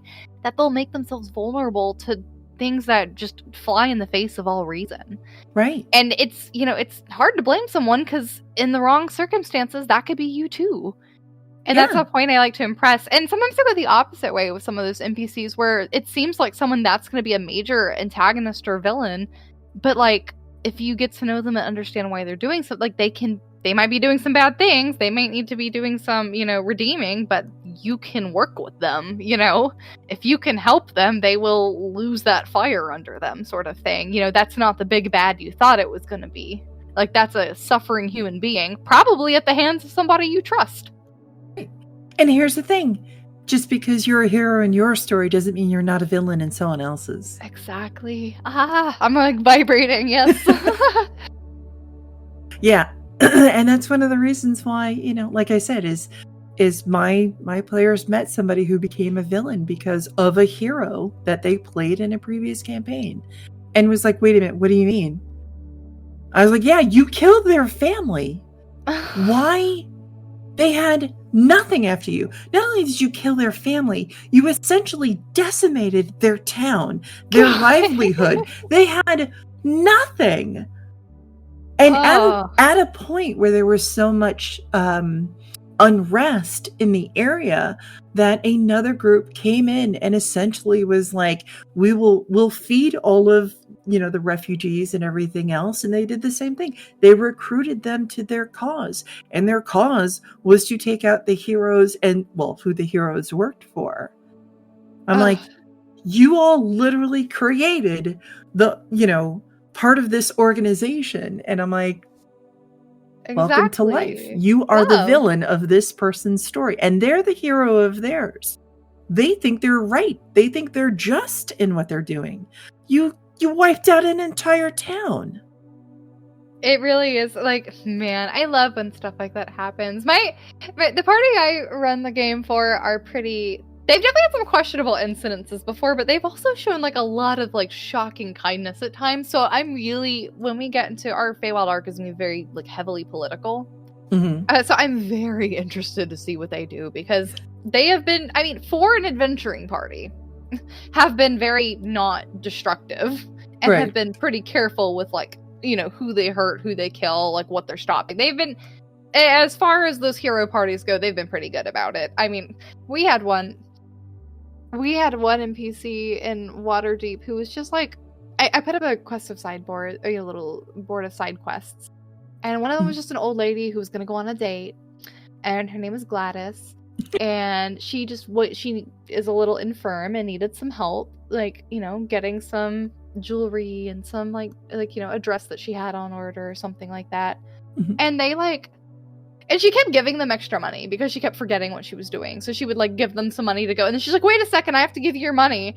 And so they, like, they ended up like they were like giving it. It was a bunch of like little integrity tests, and they were like, no, you gave us too much money, and they like go and they get all the stuff for her, and they just really went out of her way, and like they don't know the kind of ally that they made. One of them guessed it, but they don't know the kind of ally that they just made just by like those little acts of kindness. And I'm hoping like also giving that positive reward will kind of. I'm just interested to see what they do, knowing what they know and going forward when it gets really the stakes get high.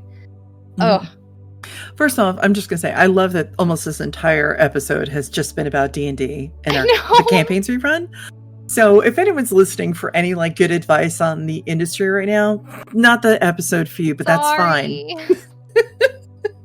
Which I don't mind switching to some other subjects as well. No, this is far more interesting to me right now.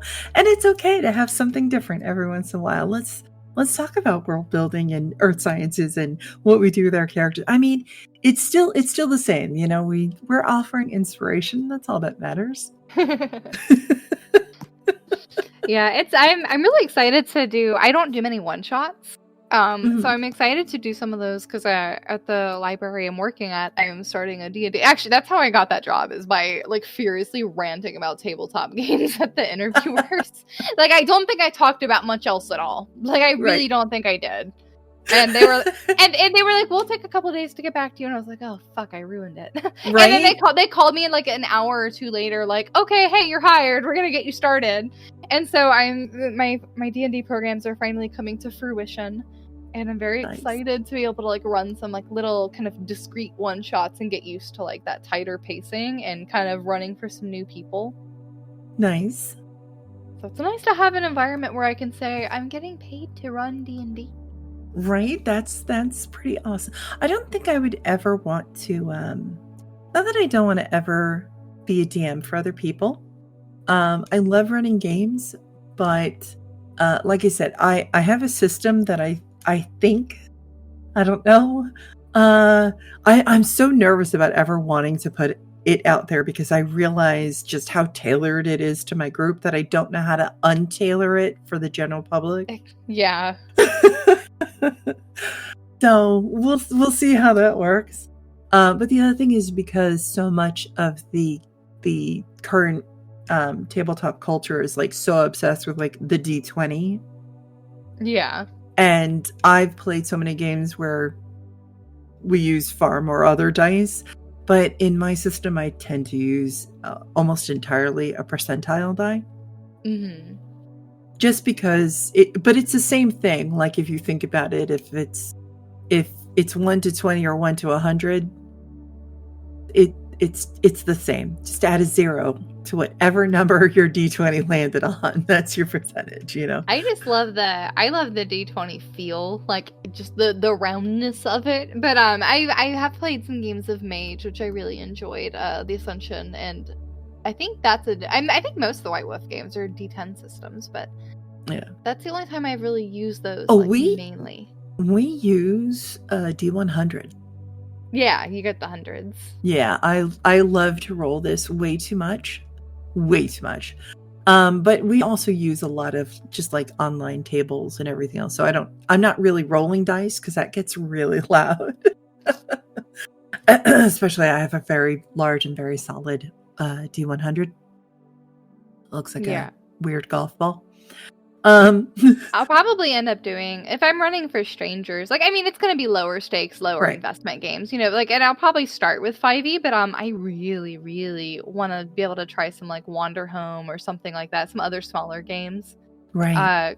Because it seems like there's a lot of people wanting to like get into that. I think it'd be a great spot to try to introduce some like other RPGs. Right. Well, the other thing is like, I don't think that a lot of people that end up getting into the game, especially if they're like watching actual plays first and then trying to play, and although we all use the term D&D, we technically aren't always talking about D&D. Like, I don't actually play Dungeons and Dragons because, you know, there's no resemblance anymore to what the system that we use to what it started. It's actually probably closer to Pathfinder, to be honest. Yeah, that makes sense with what you said about starting with 2nd edition. Yeah. So, but also there's so many fantastic systems out there that actually work a lot better to particular tables. And I think that it's a shame that not as many people explore other systems and realize that a lot of times it can be the system, not necessarily your group, but the game you're playing is what can make or break what happens at the table or a group working together. Oh yeah. Because we can't play, we joke, we've made lots of jokes about it at my table. We have done one-shots in 5e and hate it. Like it's not for us. We argue, well, we don't argue over it. We basically are like, well, this just doesn't make any sense. Why on earth are we doing this? This doesn't fit. Like, there's so much about it we complain about. We're like, I play mostly 5e, but honestly, that's a lot. I mean, one of it's like name recognition when you're starting to pull a group together, but I genuinely love the combat system. I think there's if you're not running like a game with a lot of combat, there's a lot of other things you can do, but I love it so much. I know it backwards and forwards at this point, and I have so much fun if I'm running something with a lot of combat. Like, that's what I go to, because I mean, it's just a blast to me.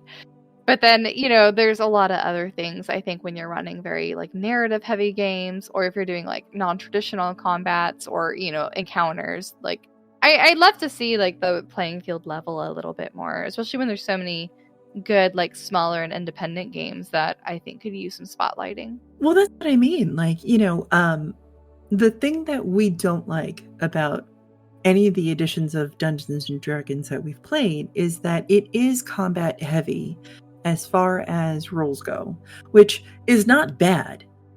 It's just, it didn't quite fit what we were doing. And because it didn't provide me with any idea whatsoever to like build puzzles or how to reward them for things that weren't combat related or milestone related. Like, there was things missing out of it that other systems have. And I think that it's such a shame that when you end up at a table and you're like, okay, we're going to play 5th edition, and you end up not liking the game, that the first thought is, this table isn't for me. Are you sure? Because it might be the system. Yeah, entirely fair. Yeah. Sometimes it's the story or the setting, but that's more nuanced, and hopefully a DM can work around it. Yeah, at least you can kind of do something about that, because otherwise you're just having to like Frankenstein a system that's not like working for you. I think it's always a good thing for, a table and a DM to sit there and like at least give an honest once over of the game and, think, is this system working for me? Am I having to go scrounging for things very frequently because I'm not finding what I need in there. It's not in the rule book. I think it's good to at least like do a little bit of that introspection on like what you're spending all that time running. Right. I mean, we've numerous times, I shouldn't say every time, but a lot of times when a new system comes out, we'll do a couple of, I shouldn't say one-shots, I guess, a 4-part game, so we can like see what we like about it. And most of the time we take what we like and add it to our own homebrew. Just add something new. Yeah. So, and there's nothing the matter with like presenting people with your own homebrewed version, as long as you can give them all of the rules at once and don't make them up on the spot, you're good. Because that's not fair. Yeah. Unless it's something your whole table agrees with. Like, with my table, we don't, you can absolutely cast a spell as a cantrip if you cast a spell as an action. Mm-hmm. I mean, as a bonus if you cast it as an action, as long as the components aren't the same. So like, if it takes you a minute to cast it, not going to work so much. So, but I mean, there's a bunch of stuff like that. Yeah. Tailor it. Exactly. Make it work for you. I honestly have enjoyed just putting together like homebrew rules and stuff like that, because that, so, and I don't regret running this campaign in 5e. I mean, I love combat. I'm such a No, that's great. I'm not even recovering. I'm just I lied earlier. I'm actually just a huge optimizer. I do enjoy running 5e and stuff, but I think if I were to do and I will finish this campaign in 5e, but I think if I were to run a game again with the same people, with how emotive our group is, with how narrative heavy it leans, I probably would look to see what other systems are out there for that group in particular. If I were running something for like my partner and I and like some of the crunchier people at the table, I might stick with 5e, or I might even go to like, 2nd edition Pathfinder if I can find the brain cells to make it happen, because I am not good at those numbers. Well, that's where, again, where I started. So I honestly, at the time I liked it for it being crunchy, but when the group that I currently DM now, when we finally became like a full group and everything, it didn't work for us.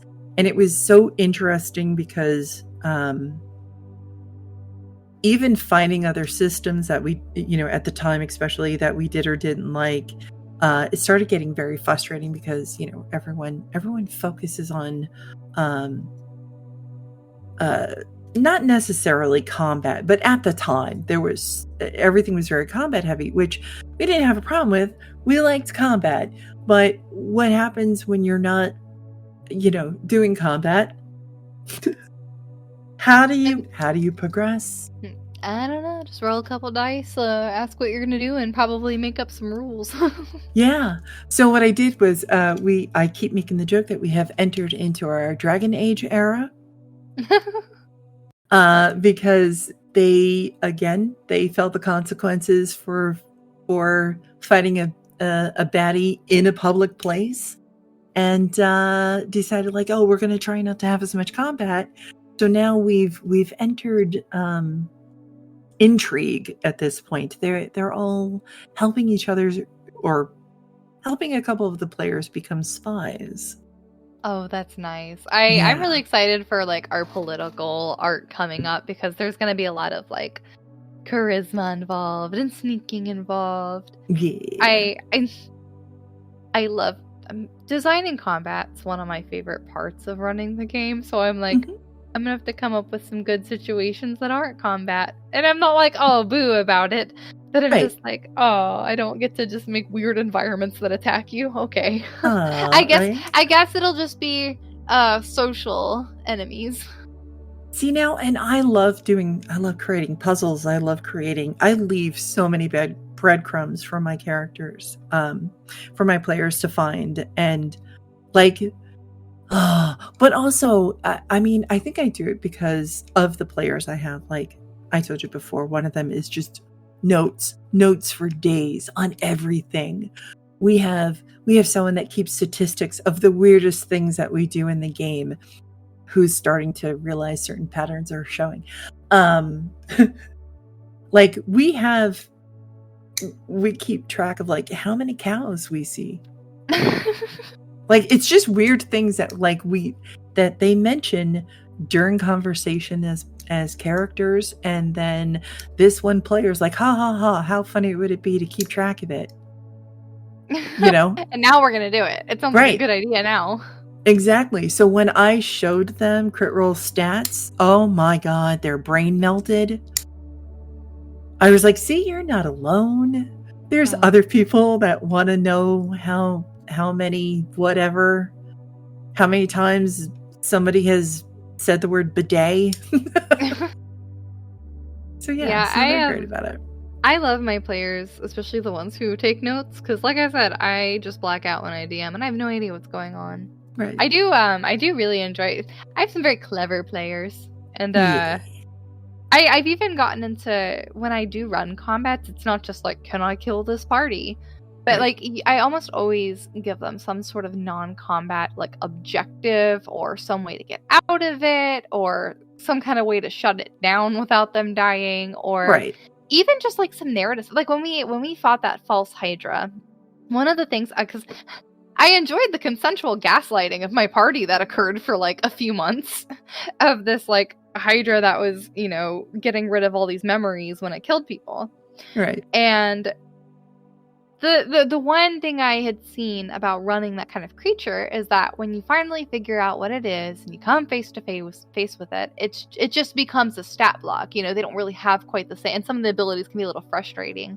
Right. So instead, what I did is, like, obviously they had this creature that was not the hardest boss battle in existence, but I created little elementals and I called them mnemonics, and they were kind of a huge threat because when they would strike at the players and hit, they would have to make a save, and if they did not make that save, they would lose an important memory from their backstory, of which I know backwards and forwards. Right. And then in the case of one character who has amnesia, just based on some other things, if they made their save, they got memories back that they hadn't experienced in years. And so it became this thing, like, they had this big monster to fight, but they were like these little guys. These little guys are messing with us. Like, get rid of the big worm thing, but these guys are fucking us up. Oh, yeah. And it got to the point where, like, you know, someone was about to lose this, like, precious... one of the widowers was about to lose a memory of his spouse. And, they're giving each other inspiration. Like, no, you have to make the save. Like, we can't let him lose that. And it was so much more dramatic. And I think so much more rewarding than just, like, going with the stat block. And I love running combats like that and seeing if they can be made interesting. Yeah, I tend to do that a lot with the environment. I will give them... If I know that... because my players love to take turns left and right that I don't expect.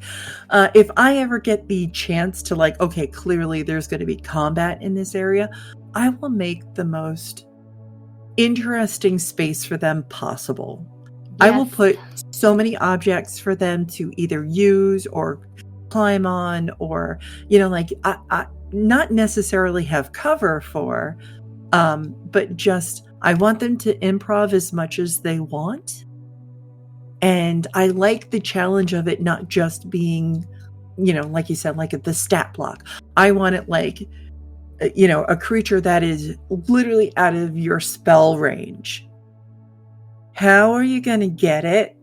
You know, like I just love giving them more of a environmental challenge along with everything else that they're doing with combat. I love that. I love doing, like, whether it's something as simple as, like, you know, environmental hazards or things you can use, like you said, to climb on or for cover or whatever, or it's like, you know, like other things or creatures that might be interacting with you. I even like having, like, you know, like multi-directional combats where, like, there's another party involved and, like, you don't know if they're there to help or hurt if they don't care about you.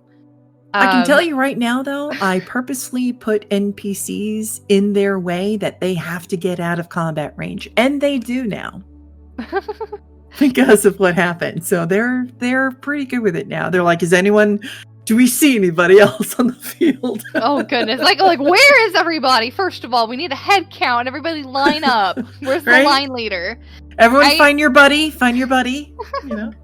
That's why I'm also excited to take them to the Feywild, because I'm excited to design... I've already been designing, like, domains for a lot of the major, like, NPCs and Archfey they come across, because my first thought is, all right, who is this, like, you know, very powerful, like, demigod level being, and, like, where are they living? And, like, what sort of, like, tactics do they use? And who's helping them? And, like, who's in their area? And I'm just... And it's, like, these little, like, self-contained, like, themed environments that I'm very excited to design. I however have been yelled at that I put innocent animals in apparently combat range, and I'm like, nobody lives in a bubble. Like, you are fighting something in a forest. Of course there's other animals until things get loud and then they'll run, you know, but oh, like, man. Yeah. I made a promise to my players. I said, because they have a baby dragon turtle. I said, I will never kill your dragon turtle. Oh, yeah, like, I know. Go out of your way to protect it, but I will never kill your baby. Yeah. You know, I will tell you that out of character. We have very specific rules. Like, technically, like, you know, we're very big on, like, there's no animal cruelty. There's no hurting of children. You know, like, we have... absolute, you know, and everything is... The other thing is I make sure that it's always, my players always have the option of, like, asking for us to pause if they find out in the middle of stuff that that it's a trigger, because you don't always think about it when you're sitting at a table and you're asking or talking about like, okay, so what do you do and don't want in this? What is or isn't okay? You may not think about it until it's the scenario in front of you. Yeah. And so we have it's been rare, but also it's rare now because, you know, we're such good friends and we kind of know how each other is. But we have had some times where it's like, I didn't know, but this is not okay for me. And I'm suddenly super, super anxious. Okay, not a problem. We're going to take a break. We're going to figure out a way around it. And, you know, we'll kind of go from there. But yeah, so one of the things when I first started the campaign is I made a little survey, and it would, you know, submit, and I allowed them to do it anonymous, but they would but I made little check, and some of it was based on like, you know, what are your like soft boundaries, what are your hard boundaries, and I just, you know, lots of different things they could write in. You know, I tried to put some more esoteric things that they may not have thought of. And it's something that I kind of periodically try to keep updated as we move through different arcs of the campaign. And triggers and things like that, content warnings aside, we also did like, you know, I would like to see in this campaign, like a heist. I want to rescue an animal. I want to, you know, go on it. All these like little mundane things that you also want to do in a campaign. So I like have this big survey that's like in my drive of like all the things, and it like tallies up how many people want to do what and how many people don't want what. And so that was a good starting point. And then, of course, as we get into this, like, intrigue, I'm like, you know, there might be some more, like, emotionally intense storylines. And there might be some, you know, like, dark stuff that's more psychological rather than this, like, regular horror we've been doing. You know, are you guys going to be okay with that? How are we feeling? Like, it's really important to check in, to keep people safe, and also to know where you can go and where you can push. Right. Oh, yeah. I mean, you know, there's one of my favorite compliments I ever got by one of my players was specifically about me DMing was all rewards felt adequate. You know, like they felt like they genuinely fit what they were doing. And this doesn't seem to make much sense to other people, I'm sure, but so one of the things that I greatly disliked when I first started playing D&D with other people as my DM was you go through all of this time, all of this effort, all of the combat, all of the, you know, whatever your characters are going through, and then like you get a pat on the back. That's great. This doesn't feel adequate to all of the effort I've made. And or, you know, in any way, whether it was a big combat or like a small little, like I took something off a workboard and completed a side quest type of thing, it never really felt as adequate or as rewarding to do any of it. And it didn't necessarily have to be like monetary or magical items. It's just, I don't know, something that feels like more than like, good job. That's awesome. You know? Yeah. I like I mean, obviously it's good to I am guilty sometimes of forgetting to put like, you know, oh, loot. And sometimes I'm just like, oh no, you didn't get anything. But I do try to, you know, like in the case of like helping this poor lady out who just wanted to go on a date with another gentleman she met at, you know, like wherever. You know, like you've at least got like, you know, an ally that maybe you don't know. Like sometimes you don't know what you have in terms of like what you like rewards. I don't mean like loot. I mean, yes, I love to reward them with loot the typical, too. But like, you know, you do the quest, you get the loot kind of thing. Like I think that I'm most used to, and I like to give more intangible like benefits and rewards. Oh yeah, I that's one of the reasons why we do the karma points and everything else that we do. But also, I just love to like, you know, they will. So we don't do leveling up technically the same way. Mm-hmm. You can level up within your level.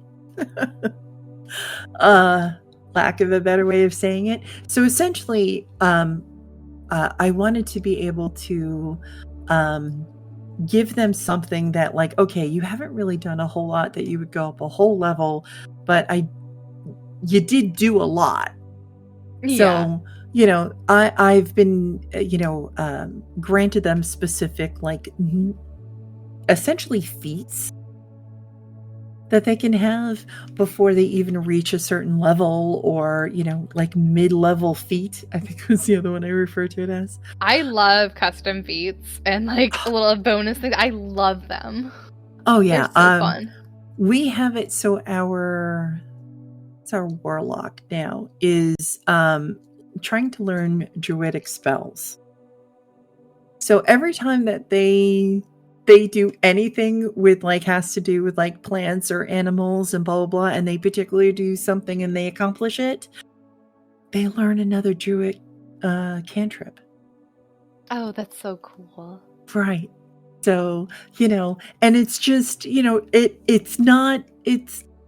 it's just a nice way to, like, hey, you did great type of thing. But I didn't realize how badly it was lacking until I started DMing. And then all of my players would constantly note, like, wow, no other DMs do this. And I was like, I'm sure other DMs do. Yeah, not the same. All right. You know what? Fine. And then the more I talk to people, I'm like, wow, why aren't you? Hey, reward those players. Yeah, we had one incident where they had come across a dryad, like, kind of in a corrupted tree, obviously very sick, and our Fey warlock ended up sort of being able to magically separate her and sort of like basically kind of using her body as the tree, kind of sharing with the dryad until they were able to get her somewhere healthier. Right. And so one of the things that happened, there were some physical changes that happened. There were, like a little bit of like not a class change, but like some of her abilities were changed, things like that. And once she kind of completed that, she changed back to her old form and, old mechanics. And I was like, well, go ahead and like add Druidcraft to your cantrip list, and like a couple other little things like that. Like, because of what you did to help this dryad and the connection that you two shared, however brief, like, you've been changed by that, and like you've gotten some little druidic benefits that you didn't have before. Absolutely. Same. It's just, it's really nice to try to integrate like the narrative into those rewards. I think I try to make a game that feels really immersive, that feels rewarding to do a good job in. Yeah. And I think that's why it's been such a passion for me. Yeah. And again, I can't recommend Legend Keeper more. Honestly can't. I have it pulled up for me to read after. God, wouldn't it be nice to have all my information in one consistent place? Because I have like 3 different notebooks and like a whole Google Drive, and nothing is where it should be. Oh yeah. I think one of the things I love most is just how organized I get to keep it. Like, I have somebody who is collecting books in the game. They're building a library at their keep. And they technically are a librarian, both in game and stuff. And they absolutely love how much detail I get to go into. But I love every time that I get to just move one of the new books into their library. They it's so funny because it seems like such a minuscule thing, but it makes them so happy. Feel alive. Yeah.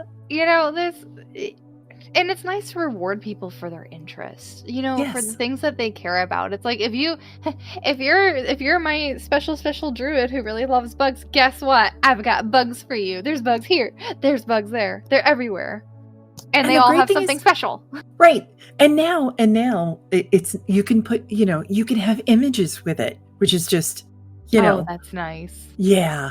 And our archivist is absolutely just like plotting, just dropping pins on the map for wherever we're going and writing notes for it. And one of them keeps a journal on it. And it's like, as a group, we get to have so much fun with it. So it's not just me as a DM, putting all the world stuff on it. Like, they're all of my players get to be editors, and I get to like restrict what areas they can and can't go to. So they get to be editors of their own pages. One of them has a fantastic journal, which is the most hilarious thing I've ever read in my life. It is entirely from their character's point of view, and it is, I don't want to give away too much because it does go about their fellow companions, and it's up to them to share it when they do. Because they share bits and pieces, but their character is very special and kind of views the world in a really unique way and doesn't necessarily understand the actions of the rest of the party. Oh, I Yeah. love that. I'm a big fan of like, you know, I like welcome, I'm in a strange land kind of thing. And that probably is a little bit of the neurodivergence talking. I always end up playing like changelings or fae or something. And one of my my partner's gonna be starting a new campaign with like their own like world building. They've been working on this for like years now. Right. Super impressed. But I'm gonna be playing a Rygar, and it's one of those like, you have to be nice to me. It's my first day on Earth. But like I'm planning to do like the first person journaling to like record events from like a very like distorted, very strange point of view that just wouldn't make sense to most people who grow up in the material plane that way. And I'm very excited to see how that goes. Oh yeah, it's the most hilarious thing. I love watching them just completely become this character, and how they describe the stuff that they do is so goddamn funny. I can't be drinking anything when I read it. I will have a sticky monitor. But the best part is they get to share it with each other, and literally just by clicking the little eye icon. So sometimes we all get like a little too happy with it, and we share like a ridiculous amount, but it's awesome. So, and absolutely, this is an ad for Legend Keeper, because sponsor me, please. Yeah, I mean, again, that's how they sponsor. I talk about them. Well, you know what it is. My DM introduced me to Legend Keeper, and I thought like, oh, this is kind of neat. We had fun with it. And then I sat down with my group, and we were talking about, because we have been playing for a really, really long time. And it gets a little frustrating to like send them all, we originally were working in a Dropbox where I would just drop in the documents like a Word document. But we all use readers, and sometimes that's a pain in the ass, and sometimes people have slow internet or whatever. And it always ended up like this big thing. I was like, oh man. And it's not nearly as organized as I wanted it to be. And our Dropbox was just this huge file with all these billions of sub files. And I was like, that is like not tenable, especially when you're running a campaign as long as you are. Right. It's just like, at this point, like it really is a tome in itself. Exactly. So I was like, when I saw Legend Keeper, I was like, you've got to be kidding me. What? It's like, finally. Right. And because like I've seen other things like it on the internet that were similar, where like, you can, write about your book and do world building and everything else. But some of them are so ridiculously complicated and so much work. And I'm like, listen, first of all, I just need something that has high accessibility. I just want to be able to work with our readers. But also, I just want like we're old, some of us are not as technologically advanced, and the best I could get out of them is that they could type in a Word document, Mm-hmm. So Legend Keeper is literally like typing a Word document, only it's on your browser. And I was like, perfect.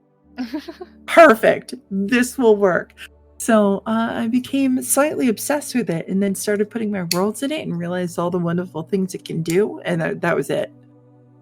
I've always enjoyed stuff like that in World Anvil, and like really the big task for me is getting everything in there. I'm like, I'm gonna have to like recruit people. Oh yeah, absolutely. And and I'm so bad about like storing things because I don't remember anything from when I DM, so I just kind of leave that up to people. And then people put their notes. It's like I've got Discord, I've got like physical handwritten stuff, I've got a couple like 3 different journals, I've got like all this. It's a lot. I have things on my iPad because I like edit maps in there and build those out, and then I like save them and I have 2 different tablets. I mean, it's everywhere. It's just everywhere. Yeah. There's why like almost everyone who comes on is like, have you heard about Legend Keeper? If not, here. And if you use Quill Keeper as a code, you get it 1 month free.